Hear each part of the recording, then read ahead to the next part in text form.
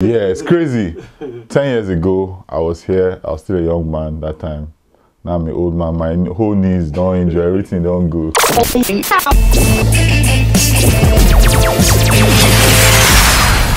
Alone, Oshe, have no fear. Butter is here. Let's go there. You already know you're watching Factory 78. Oshe. Baby, we be living a soft life.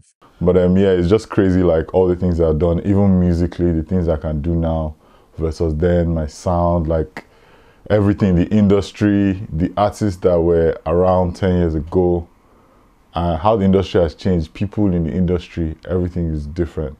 Island setting and things. Tell us about your brand new album, Soundtrack to the Good Life. Yeah, man, Soundtrack to the Good Life. You know what, yeah? 10 years ago, my first album, I was making my first album, that was Anytime Soon.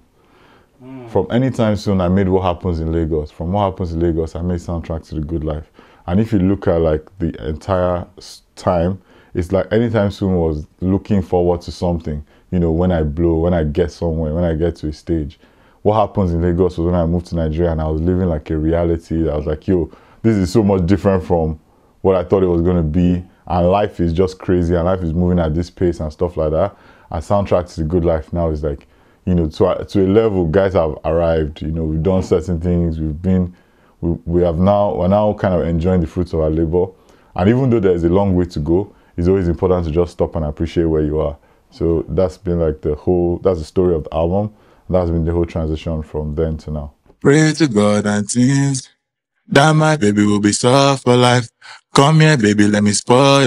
Like, okay, so Soundtrack to the Good Life, I worked on it for quite a while. You know, the main period when I was really, really deep into it was like COVID period, and the whole world was sad. The whole world was like depressed. The whole world was just down. So I wanted to make an album that was about enjoyment and taking us to escape from the reality that we were, which was like a lot of suffering and like, you know, even as black people, a lot of times we don't take like our mental health seriously. We don't want to talk about it. So I tried to make an album that was kind of like an escape. Where people can like just enjoy and have a good time and talk about some things that are going on even in our society in Nigeria, but like have a good spin on it, but let it be fun and like don't make people overthink too much, like just come and have a good time. Wow, 15 tracks strong. Yeah, man. Because I hadn't dropped anything in a while, and I'm an album artist, like what my fans really appreciate about me is when I get in an album space, I can create a world, create a thing, create an experience.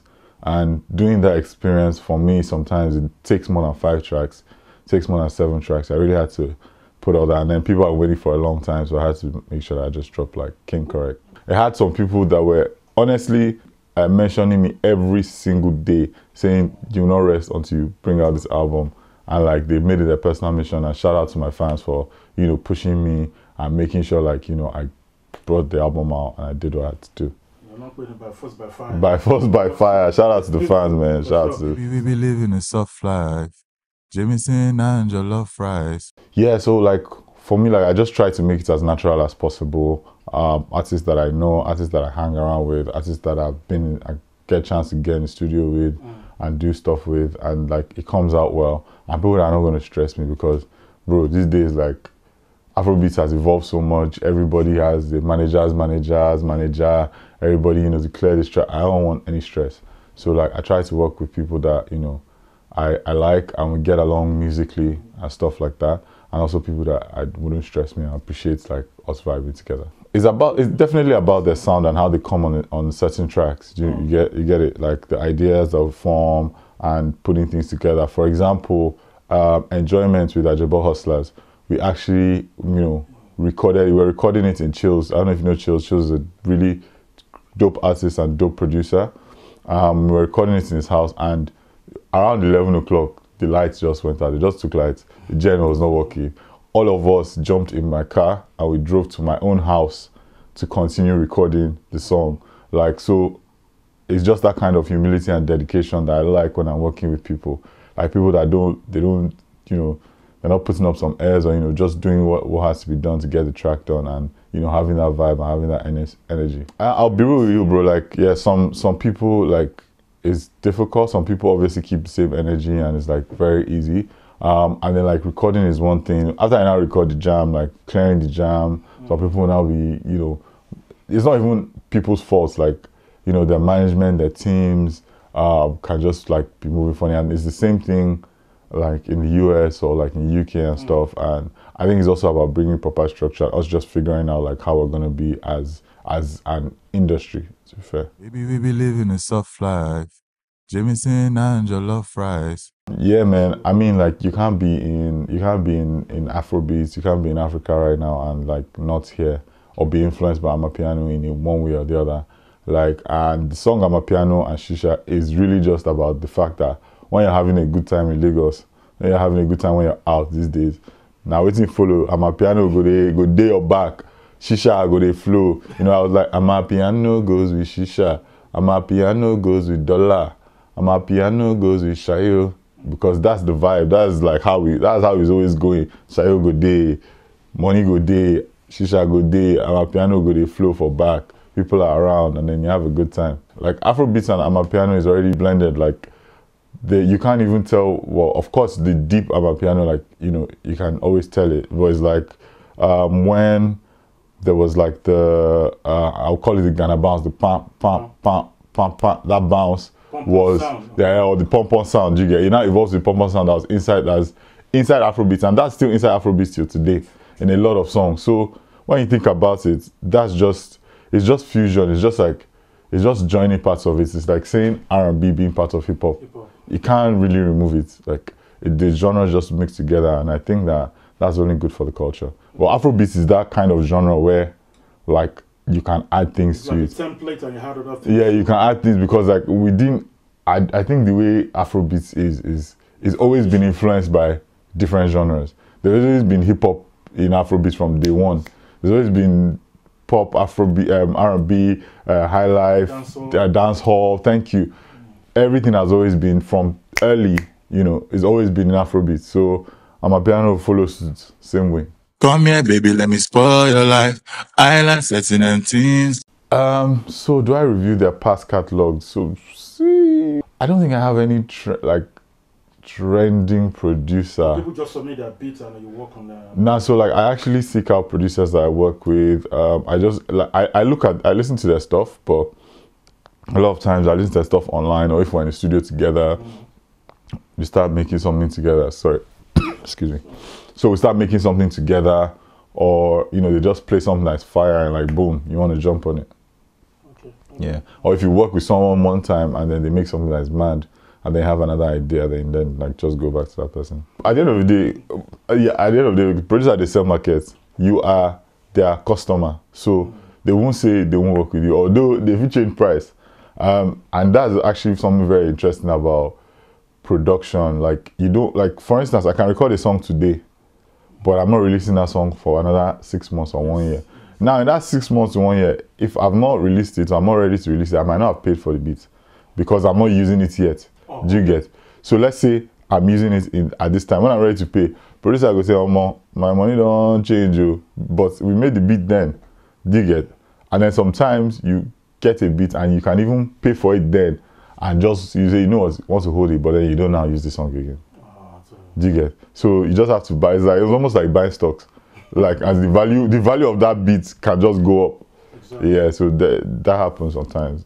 In terms of promotion, what was the plan? Man, so like the thing with promoting music now is that it has changed so much. Like the kind of things to promote songs that you did like then and now are so different.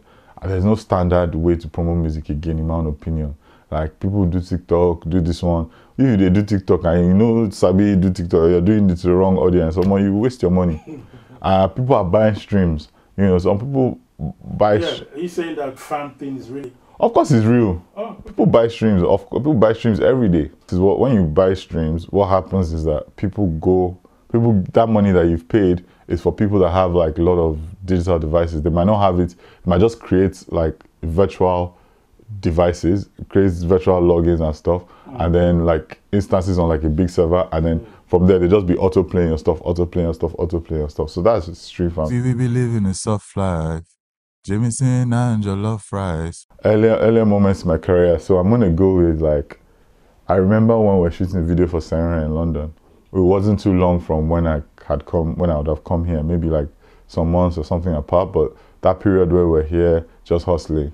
And when I tell you that how we were making money to shoot videos is we would just do one show here. Like we'll release the song, we'll not know what's gonna happen. You know, if the song is picking small, we'll take the £100 from this show, £150, £200, put everything together, call all our friends to go to a location. I remember we did short video somewhere in London Bridge in some pub that they let us shoot during the day. And we just like literally put the money from like the shows that we'll be getting, and then we used to shoot the video. So who was that the director of the video? This guy is Visionaire Pictures, Visionaire Films. Shout out to him. Yeah, and then we shot the video, and then I think we lost like half of the video on a hard drive or something. So we had to travel all the way to Nottingham to go and shoot the second part of the video. You were in school then? Yeah, I was in Manchester then. Oh, okay. Yeah, so I even remember that we needed a car for the shoots. On the day of the shoot, we just saw one guy in one nice Range Rover. We just say, I beg, maybe just use this your Range Rover shoot. I think I saw it yesterday when I watched. Is it white? Yeah.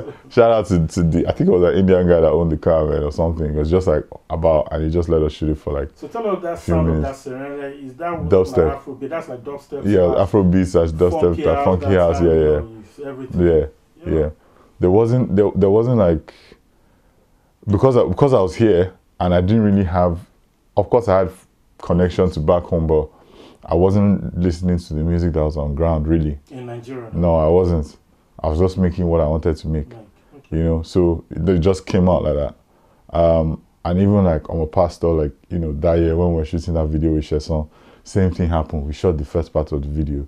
Yeah. There were some problems. We had to go and shoot again, pay another budget to reshoot the video. The funding was coming from us. We're bootstrapping, so we'll make money from shows.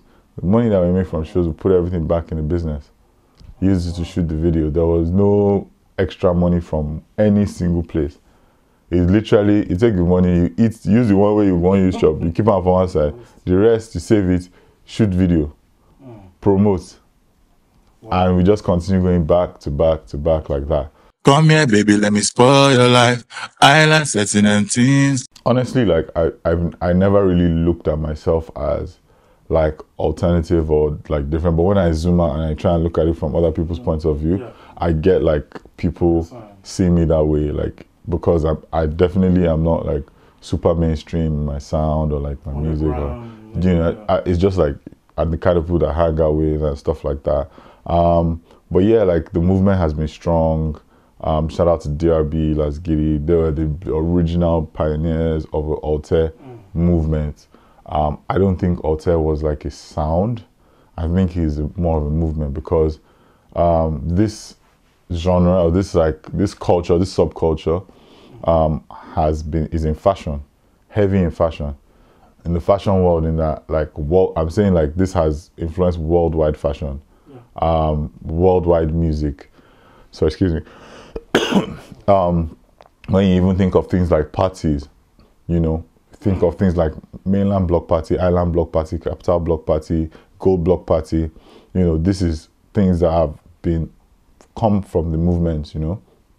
And over time, you see that something that just started naturally grows and grows and grows and inspires people to like take over like the world and take over different things in a way that the foreign community can also relate to us in a certain way. If you think of like guys like A$AP Rocky in the US, when those guys came out and they were just different as well. Like the A$AP crew were just different. Tyler the Creator, different. Like just doing their thing. And this was around the same time where like guys like JRB were doing that in the UK and, you know, moving back to Nigeria and starting things there. And, you know, they're just certain subcultures. And somewhere like London is a fusion point where people meet up. And like if someone in Yankee is doing something, someone in Nige is doing something, and they're like similar through the power of the internet, they can connect together and understand each other in a certain way. And that's how this culture just spread all around the world. And it's becoming now. We have tents and the rest of them. We be living a soft life. Jameson and your love fries.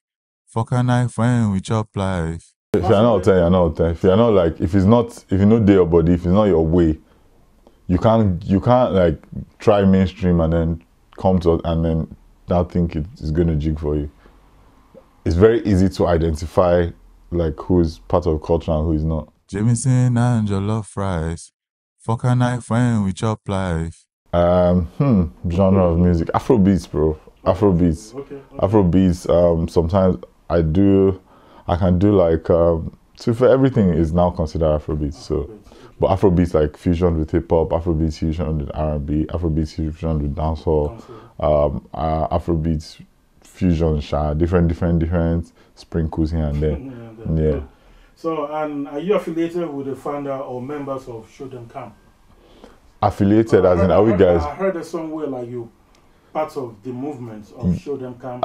So what it is I would say Show Them Camp and Palm Wine Music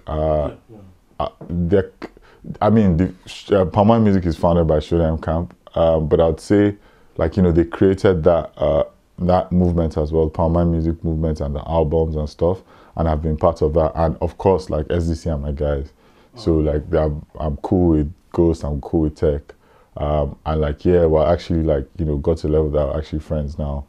And now it's just like more them doing like the Palm Wine Fest and the Palm Wine Music stuff, which like brings a lot of these like ALTE artists together, with Sparks as well. Sparks is the producer. Shout out to Sparks. Is I would say part of the founders of Palm Wine Music along with SDC. So SDC and Sparks founded Palm Wine Music, and you know they've made like I think 4 projects now on just that way. We be living a soft life.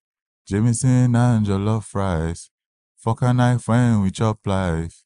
I think what sets it apart is it starts with my voice. So the way my voice is like is very deep. Do you remember the first time you recorded your deep voice? You were like, oh, what's that? Yeah, I remember the first time I recorded and I was like, oh, this sounds like shit.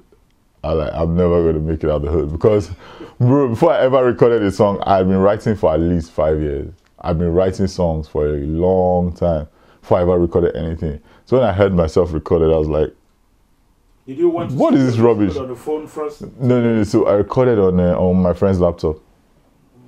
So like my delivery was off, it was whack. I was like, yeah, I'm just like never going to make it. Do you remember the beat you dropped on that time? Ah man. Yeah, you tried like it was a Lil Jon beat, I remember. Get low. Get low. Get low, get low. Yeah, it was that beat. That was the beat I jumped on. One of the first beats. I was like, I recorded it and I was like, yeah, this is rubbish. But then I just continued like working on it and working on it before, you know. And then when I started recording, like sounding the way I sound now, I liked it because I was like, this is, it just sounded nice. And like, you know, when you just send your friends your songs, there's a period where it's just like they're just tolerating you, yeah, thumbs up, yeah, it's okay, it's nice. So to the point where it's like, yo, because they start listening to it again and again by themselves. It's like, they ask you, oh, when are you sending me another song? So it's like, something going on there. And I remember when, like the first time I actually achieved that, I recorded to Jesse Jagg's Waiting Day. So you can see how long the time period was from Get Low Lil Jon, which is like, probably, it came out probably 2003 or something, but I recorded maybe 2006 or so, to Waiting Day Jesse Jagg's, which was like 2008, 9 or something like that, I don't remember. Or even after. So this was like, all this time, all I was doing was learning how to record myself and getting my sound that I liked. So when I recorded that, and I now realize that my flow is very important. Your voice, your cadence, your delivery is very important. Then I started actually like getting positive response. Do you also remember the first time you hit the proper studio? It depends on what you call proper studio. Oh, well, listen, studio. Like a studio like with engineer and this right thing. Now. Yeah. Like let's say proper recording like. Yeah, it was in Nigeria, it was in GRA in Ikeja. Funny enough, I'll tell you the story, right? So I had met Falz online, like on MySpace or something, or through Facebook. You know, Falz was popping in uni when he was here, when he was in Reading. He was like an underground popping artist. Like he had songs like Shakara, he was doing bits. So I was like, man, one day I want to be like this guy, man. I want to be like Falz. I want to have songs that people are liking. So I hired the guy, you know. My sister kind of knew him, and like we all kind of developed a friendship. We're all in uni, but we still looked at him like, yo, this is still Falz. So boom, we're going to go to the studio in Ikeja, and we invited him to come and record as well with us, like make our channel. This is I'd never recorded. My style I'd recorded. I'd never recorded a song before. The day before, I practiced all my lines, everything, boom, boom, boom. You know, I'd never been to a proper studio. So I can get it right. You know, I didn't want to look bad in front of Falz, in front of the engineer who is like, I thought was a professional engineer. Mind you, this guy is like just learning how to use all these things as well. So he's using you guys to... Bro, the guy could not even mix, like, he wasn't great. Like, there's just, so, and I think it cost us 15K or so that day. That 15K or 25K, I can't remember. How many days for all day? Now? For 8 hours. Yeah. 8 hours session, which we used the whole 8 hours to record just the one song. And Falz came through and he actually paid part of the, I think it was, I remember if it was 15 or 20, but he paid like a substantial amount of it. And I was like, that really impressed me because to me, he was this guy that was already like sort of established. Yeah, and he came through with these guys that he hadn't heard much of before. Wow. And, you know, he, put his money down and he jumped on the track and he killed it that year. So, and till today, like, I'm still friends with him and so I respect him. Doesn't probably never, I never told him this story before. Oh, wow. But yeah. For sharing it with us. Yeah. So what's the first thing he likes about, is it your voice or your delivery after you practice and practice? That me I liked or that no, from him to you? I don't know. I never asked him.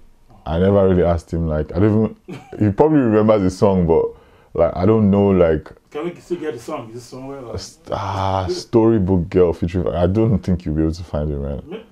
Yeah, it didn't even reach, I don't think that song got to, it didn't even get to Not Just Okay. Or any... That year, I think it was Reverb Nation or something. Check Storybook Girl featuring Falz.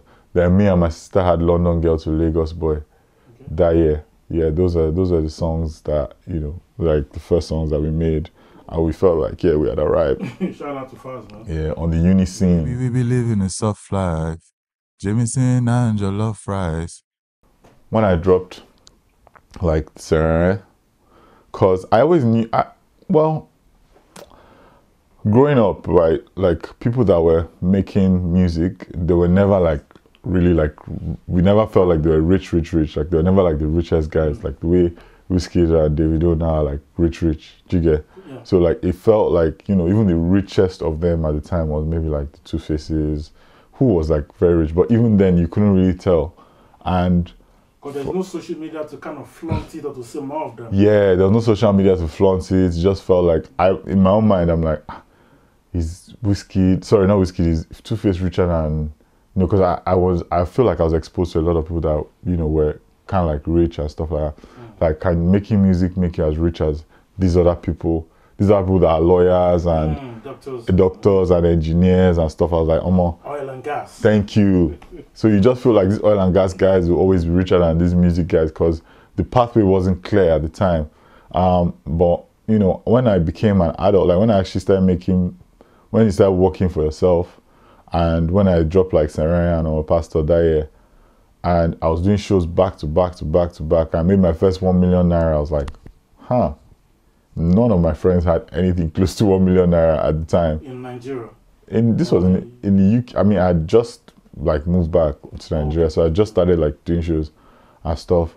So it's like, I made 1 million, I made 2 million. Like, this is one show or different shows? Different shows, like maybe you do like 2-3 shows. Wow. Like, and I'm saying this after like we shot videos of like you've shot video, you have done all the things you need to do. Christmas is over. And you now have more than 1 million, more than 2 million. I'm like, this is mad.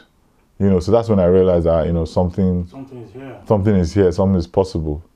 And then, you continue doing it and doing shows and making money. I'm like, okay, this industry. So what other things did you get with that money? Did you buy a car or? I already had a car, so I didn't have to buy a car. But I've never really been a flashy person like that. What did I buy? So did you just invest that money into your music? Yeah, I just put the money straight back into the music to be able to make more money. For sure. And like, it was never like, I don't feel like it was like a scary amount of money or anything like that. You just make money and invest and make money and invest. I can't remember myself buying anything like extravagant or anything. I used to keep my money with my mom at the time. So like, she was like, something's going on here. Yeah, that's like, it was kind of also my subtle way of like, showing them like, yeah, I was getting it like by keeping my money with them. So like, my mom was knowing that, oh, this guy is actually making money. Jameson and your love fries. Fuck a knife when we chop life. Every single day we chop life. Cause baby, we be living a soft. Then, things were so different 10 years ago. And there were some things that we're doing then that were, even then, it was shocking to everybody around. Because I won't want to take any CD. I won't want, like, my manager said, let's use money to print CD and take registration. I'll say, why? We can take this thing in USB to them, we can send it to them. All of them have email, they will download it. I will go and see them. Do you understand? The money that we're spending printing this thing is the money that we can use for some other promo or something. These guys don't need this CD. Do you get? Because when we're in the UK, our songs were getting there. How were they getting there? We're emailing it to them and we're downloading it because they already, it's all about the relationship you make over the internet. Even then, when you share your music on Twitter, it was frowned upon. They'll call you a Twitter artist. But unknowing, they'll say, oh, this person is a Twitter artist. But that's how our music was going to the US, to Ilorin, to Abuja, and to Nigerian DJs. To Nigerian DJs. Thank you to Nigerian DJs. How? It was email now. All the Nigerian DJs around the world. In Cyprus, they'll play your music. In London, they'll play your music. People will be asking me how. I said, bro, it's just the power of the internet. Wow. Sharing a link on 4Shared, doing stuff like that was unheard of. Yes, Alaba was a big way to distribute things around, but the internet was faster. Oh, okay. The internet was faster to get it now, because everybody was checking what you're posting on, not just okay. But everybody, even when you give them Alaba, even on that Alaba CD, you still hear not just okay.com. So how? Jameson and your love fries. Fuck a knife when we chop life. Everything. So much, man. There's still some things that I keep. Like, I still write songs on my laptop mostly.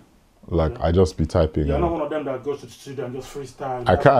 I can sometimes. Okay. But sometimes I just like type. I couldn't do that before. I couldn't even record in a studio with a lot of people before. Like, experience? I only just take the beats and go. Like I said to you, then we're paying money to go to studio. So before I go to studio, I'm ready. I've made sure I've written everything down. Do you understand? Because of the time. So I always had that mentality that I can't do all this in front of everybody. So I used to like to take my time, take weeks, take months to put it together. But now, like, I can just do stuff on the fly. Then I just work with beats that producers gave to me. I wasn't really part of the production process and the mixing and arranging. Now I'm part of the mixing, I'm part of the arranging. I even do some mixes myself. The production, I'm like deeply part of the production. I'm damn near like telling them, take this out, put this in, mix this with this, put this sound with this sound. So I have the confidence to like do all that by myself now.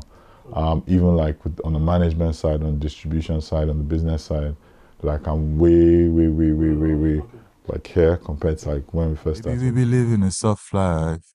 Jameson and your love fries. Fuck a knife when we chop life. Everything. The most significant experience for me, like I was just saying in general, like what I've learned the most, right, is like dealing with people. Like as in being like knowing how to deal with, like having people skills. Cause like me, naturally, like I'm a geek, I'm a shy guy. So coming to the music industry like forced me to be a people person, know how to deal with people. And that is very important in other industries because the people in the music industry are way harder to deal with than in any other industry because music is a very sexy business and people are very proud. Anybody that has achieved anything in music is by default proud. Somebody can be a CEO of a bank or a tech company and be down to earth. That person can have maybe only 5,000 followers. That person can respond to everybody that emails him and wants to impact knowledge. Like musician we just don't drop one hit like this. We get 50k followers or 100k followers. You know the answer. You know they don't get like this. You understand? That's how it is. So be able to deal with people and understand how to appeal to people and stuff like that. That's the most important thing I think I've learned from there. Baby, we be living a soft life. Jameson and your love fries. Fuck a knife when we chop life. Consistency is major key. Consistency is one of the most underrated things in the world. If you do a little of something every day, just check where you'll be in a few years' time. Whatever, even if you're just showing up. If I show up to this neighborhood every day, if I show up, I walk on this street every day, believe you, I can be, that's a value because tomorrow, if you bring a product and you want to sell on the streets, I can tell you exactly how to sell it.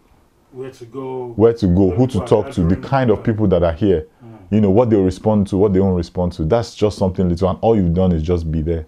Baby, we be living a soft life. Jameson and your love fries. Fuck a knife when we chop life. Yeah, man. For me, I think I've been lucky in that I've always like had like good streaming numbers. Like I have good fans like that online, and I always streaming my stuff. So you know that it makes conversation easy for you when you're talking to distributors, when you're talking to labels. They can see what you're about, they can see your numbers, so they always offer you something. But yeah, it is very tricky. You have to make sure that you're talking to the right people. You have to make sure that they don't run you streets, and they will try. Okay. Believe me, they will try. Almost everybody that's going to offer you a deal is going to try to rip you off or try to be smart with you. Smart, of course. So if you don't have experience, better get someone that has experience. Baby, we be living a soft life. Jameson and your love fries. Fuck a knife when we chop life. I mean, every day I ask myself that, because, you know, there's a bit of imposter syndrome as you're making it, like, wow, am I really, you know, that guy that was 15 or 16, like, wow, am I really this guy that's making these songs? But every time I enter a studio, I can always deliver. Like, every time. I was in the studio till 4 a.m. Wait, actually, no, till 2, but I was up till 4. But, like, yeah, and the day before that, I've made 5 songs in the past 2 days or so. So what are people you're recording with? Is it collaboration or just your own song? So some collaboration, some just my own song. You want to draw? I don't really want to do that because, you don't know how it's going to go at the end of the day. But yeah, in the past, like, I don't know, 2 weeks or whatever, I've made like 10 songs, and I'll continue to do that. Like, it actually comes easy to me, to actually make songs. And when I'm in the studio, I don't feel like it's hard. Like, I just feel like, boom, I hear something, pak, pak, pak, pak. Immediately I can do that. So I really could do it forever, but the question is, do I want to do it forever? And I don't know yet. I don't think so. Baby, we be living a soft life. Jameson and your love fries. Fuck a knife when we chop life. To safeguard my intellectual I mean, like, I'm just at the point where I'm enjoying using AI to do things at this point, like, and AI has already been part of our lives for a long time. And yeah, like Google Maps uses artificial intelligence like every day. So AI is just being part. I don't think that in the short term we have much to worry about. But let's see how it unfolds in the long term. I don't think that anybody can just take your voice. They can take your voice and use it, but for anybody to release it, same AI that used your voice is the same AI that can identify your voice. So with artificial intelligence, you can identify anybody that is using your voice and collect royalties same way. So if somebody uses a voice that is your own to make a song, you just sit down and just be printing money, really. Baby, we be living a soft life. So what other things do you do, like, apart from the music, like? Yeah, so the side hustle or your main business? Yeah, yeah. I mean, for me, I juggle a lot of things. I'm in the fintech space, so I actually run my own startup as well, my own tech company, and I've been doing that for a while. Before that, I used to work at Cisco, which is like a big networking company, maybe the biggest networking company in the world. So is that not the reason why you don't really care about music as much? Nah, I think, like, I've never slowed down in recording music, releasing music maybe, but recording music I actually never. I'm always recording, but releasing, because there's always like different challenges to releasing. You have to make sure that you do it right at the right time with the right people, signing the right deals and stuff like that. So that has been where there's been more challenges as opposed to like actually just like recording. So it must have been easy for you to know how to push your music up since you are in the tech industry. Yes. I mean, like, I try, yeah, you do your best, and then you have strategic relationships and partnerships with people as much as you can. I was saying the other day, like, I used to run an influencer marketing company with using technology to like pick what are the best influencers. Like, he's basically using artificial intelligence to know the best influencers to pick for different brands, right? And understanding what any artist or any influencer's audience is interested in by using software, using technology, knowing how many real and active followers that they have, for instance. So that kind of like thinking and understanding and orientation always helps to be able to do things better, being more efficient, look at your metrics. But sometimes it's difficult working with people in the music industry because they don't even want to hear all these things I'm saying. They don't want to put in the effort. I mean, on the business side, they do, but like when you're working with some people, like, yeah. Yeah, sometimes it can be frustrating, but yeah, those things definitely help. Baby, we be living a soft life. Jameson and your love fries. Fuck a night friend. Like I said in one of my songs, ALTE Hall of Fame, that's where I belong. ALTE Hall of Fame. Yeah, that's just a lyric from my song. But like, I feel like I'm still young, but I'm an OG. I've done a lot and I've inspired a lot of people, a OG generation. Before IG, right? Yeah, OG before IG. Shout out to Remy. I've done a lot. I'm really, sometimes when I look back, I'm like, yo, I can't believe I've done some things I've done. But I'm still inspired to do so much more. I mean, looking at the new guys coming up in the Nigeria now, someone like Portable. Portable. What do I think about Portable? Yeah. I love Portable, bro. Like, I watch like all Portable's interviews online, everything. I love the guy. He's such an icon and he's so funny and his personality is so strong. In his own way, man. Yeah, like people need to understand, like when you have it, like it's like when Jesus came to the world, right? People didn't expect Jesus to be, they didn't expect the Son of God to be like that. Do you get? I don't know, like for people that are Christians, they didn't expect him to come in that form. So they didn't recognize they didn't appreciate or acknowledge who he was early enough, right? And I feel like sometimes, like someone like Portable, not saying that he's Jesus or anything, but like people don't want to acknowledge how much of an entertainer he is or how much of like, because of how he is, like, and stuff. But I'm like, yo, you need to pay attention to this guy. He's been around, like most people that are doing stuff like him, they fall off, but he hasn't fallen off. And he continues to go and continues to go. Was it 2021? Yeah. So, I mean, like, people just think that this guy is going to crash and burn, but like, he keeps going and keeps going and keeps going. And I feel like he'll be around for a while. Representing his own hood. I love the guy. I love We be living a soft life. Jameson and your love fries. My guys, like, who are my friends? People that are in music, like musician friends I have. Of course, there's Budge, there's SDC. People that I actually, like, you know, I talk to, like, you know, like, apart from music, like, we actually were good. Yeah, man, I feel like those guys are mainly my guys. Juice the Kid. I might be forgetting some people now. Check my phone or whatever, but yeah, there's Bear. I have like Fresh L, you know, TZ, the JRB guys. Those are my guys. I'm pretty sure I'm forgetting a lot of people. Yeah. And I friend we chop life. Every single day we chop life. Cause baby, we be living a soft life. It's definitely gonna be like tech related. Almost everything that I'll do probably be around tech. For now, that's kind of how I'm thinking. I'm blending that with music. I think is where I want to be in the next few years. So things around like music investing, like, you know, investing more in music and stuff like that. Yeah. So, you know, those are the kind of things I want to do. Just like putting together music and tech and getting the best value around that. Building your own streaming platform, something like that. You know. Like friend we chop life. Every single day we chop life. Cause baby, we be living a soft life. Like musically? Musically and any other thing. Number one, Babala Drizzy.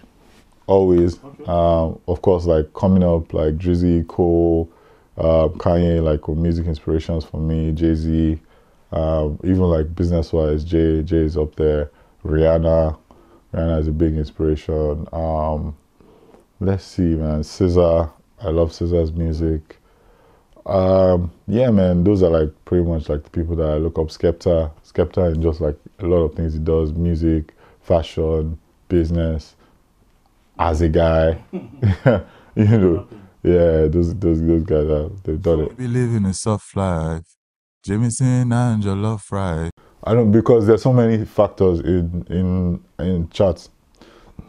Number one is that there's the stream farming. That's one. Number two is that some artists are not focused in one region. So an artist can have 500,000 streams in Nigeria, 200,000 streams in Ghana, 100,000 streams in Canada, all together, and one artist will have 800,000 streams in only Nigeria, and that person will chart higher than the other person. Do you get? So it's the same numbers but different charting. So I don't really pay attention because of that. Then another thing is over time. Yes. Some artists' music grow gradually because they don't market boom. They market like this. You know, so I don't always, I mean, charts are sometimes a good indicator of songs that are doing well, but it's not always. Baby, we be living a soft life. Jameson and your love fries. Fuck a knife when we chop. I'll say streaming. Since 2020, 2021, where they showed us Shaggy for in terms of shows. Yeah, that's it. Like, but before then, I was like, you know, I focused on streams. But yeah, I don't think you can really like focus on one per se. But I guess you can. But if I was to choose, I'd say streaming. Okay. Yeah. Even though I love performing, going for a show is like working.